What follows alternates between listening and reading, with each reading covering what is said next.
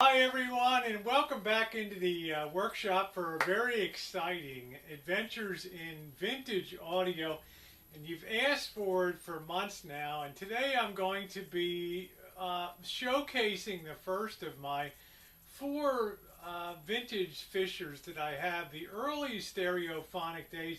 And today I'm going to be showcasing the Fisher 500B. If you go back to 1962 and 1963, the broadcast stereo was just coming into its infancy. I've talked on prior uploads about the way they used to handle what I call manufactured stereo. A broadcast company, maybe that owned an AM and FM station, they would broadcast one channel of the broadcast on AM, and then they would broadcast the other channel on FM. In other words, if they had two microphones set up at let's say a concert hall for a symphony orchestra, they might have one microphone set up on the left-hand side of the stage and one set up on the right-hand side of the stage, thus giving A and B channels. And the A channel would be broadcast. They would tell you to tune to AM, 1040 AM, and then they would tell you tune to 98.3 FM for channel B. And your your stereo, contrived stereo system would join those two signals together in what was first real early stereo. Well, in 1962, they figured out a way to put a base signal on, and then a carrier, and broadcast stereo was born.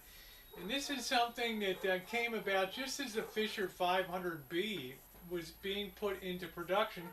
So they actually equipped this with a way to include what they call multiplex, or modern stereo broadcasting on this, as we will see.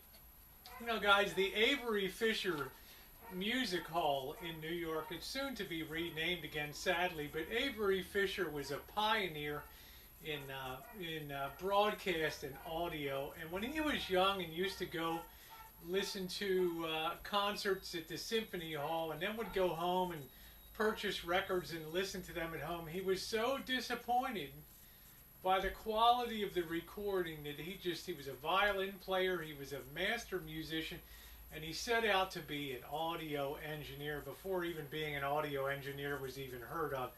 And he made it his life's mission to try to have the absolute best fidelity that he could have when broadcasting or presenting music in the home. And the Fisher Radio Corporation of New York was the company that he founded to start then to bring forth that mission, and he succeeded mightily.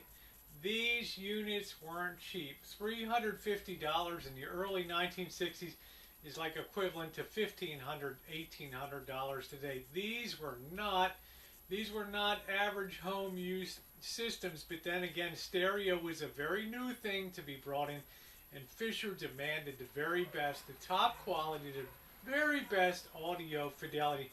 This unit, the 500B, has some really cool things, and let's talk about them now. I'm going to give my standard caution. We're now up to tube equipment here with this amplifier, with this FM receiver and amplifier. We've graduated to a class of electronics here, tube amplifiers that could absolutely, if not kill you, deliver one hell of a what would you call it, a defibrillator on yourself. You've got to be very careful when you handle these things. I have the beautiful case off here on the side, and I will discuss that in a minute. But you'll notice here on the side the two things that Fisher really believed in was the left and right channel, the output transformers for the speakers. And these are so big that they're almost bigger than what you would find in standard power transformers here. And remember, the bigger the output transformer, usually the broader the frequency range. So there wasn't a lot that Fisher was leaving on the studio floor when he spec'd in these big, heavy iron output speaker transformers. And that's what makes this unit weigh about 40 pounds. You'll also see a very logical layout here. Here's the later added, the optional multiplex board that you could have put in here when you purchased it. This would give true broadcast stereo. Otherwise, you had a mono sound. And the other thing that makes this really great, I'm not going to talk about all the individual tubes. You can see some of the shielding. Why do they use metal cans here? To keep spurious signals from leaving these tubes and maybe interfering with the tuner section here for the FM. This does not have an AM section. It is FM stereo here. So the more shielding, the better. This also uses Mullard, M-U-L-L-A-R-D, Mullard tubes of Great Britain, which in the estimation of many audiophiles are the greatest vacuum tubes ever made.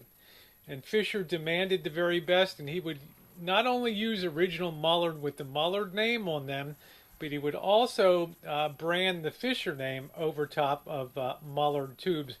We have the detection here with the 12AX7 that come out and detect the broadcast signal in the air.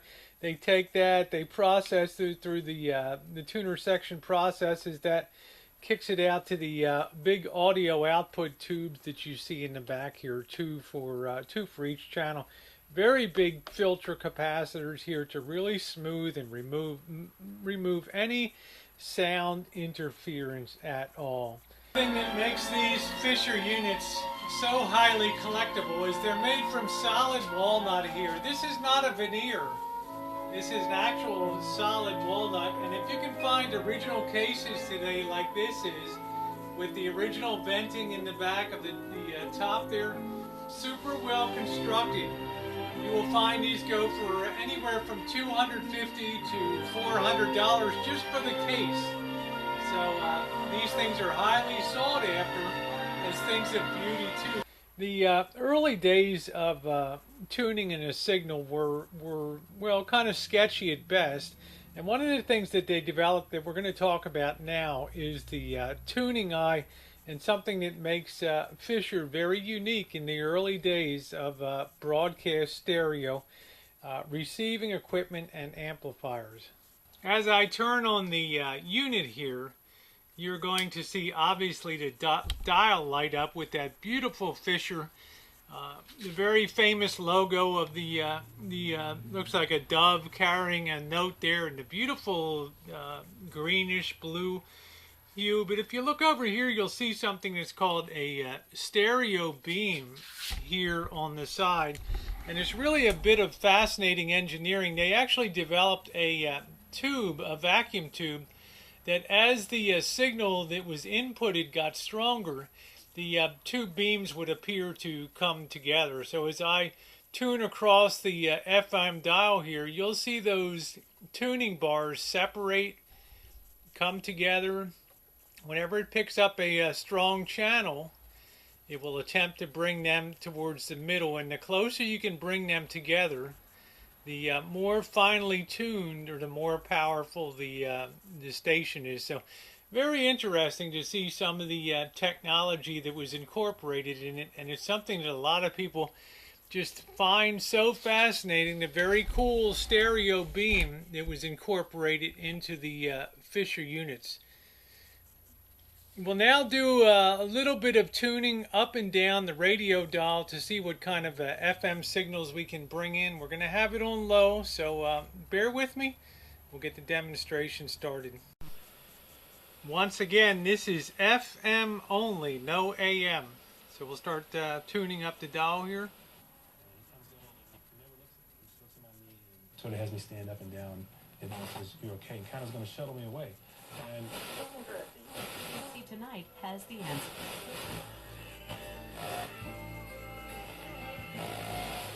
Shows that making This kids has a play very good outside tuning reduces section that too. risk of myopia. Researchers say the effect wasn't as big as was hoped.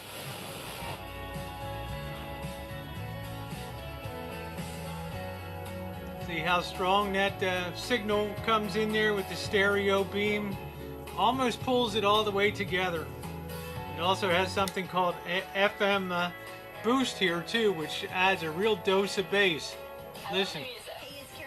Well, we'll find another one here.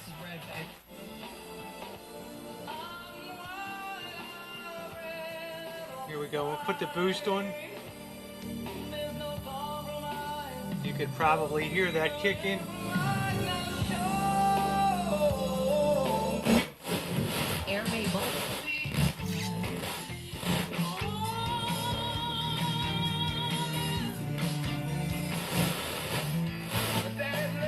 lot of audiophiles buy this just for the stereo beam technology.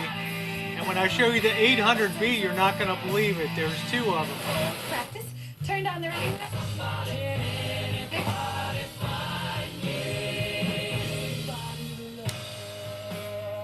Put the boost on again.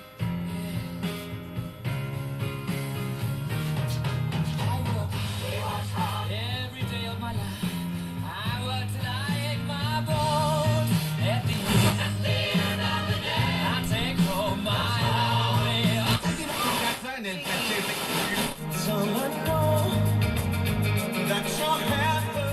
It's just amazing sound quality, the Fishers. This is why they go for $500 to $800 these days. Facebook for more information. And call me now.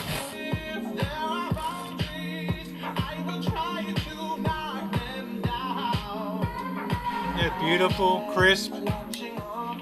Kick the booster on.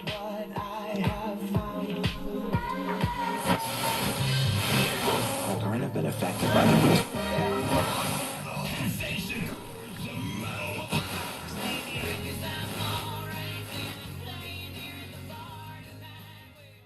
One of the artists that I've continually gotten requests for is Marcus Warner, and of course he's a young composer that has done some outstanding electronic and studio music.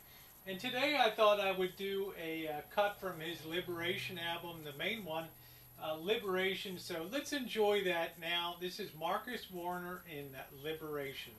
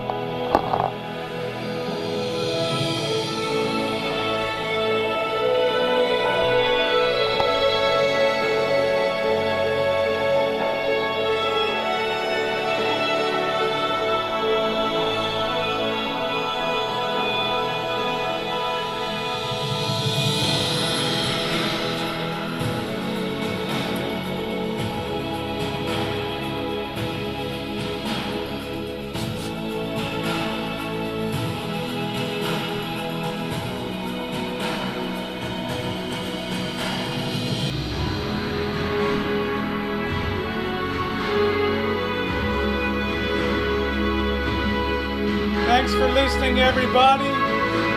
The amazing Fisher 500C.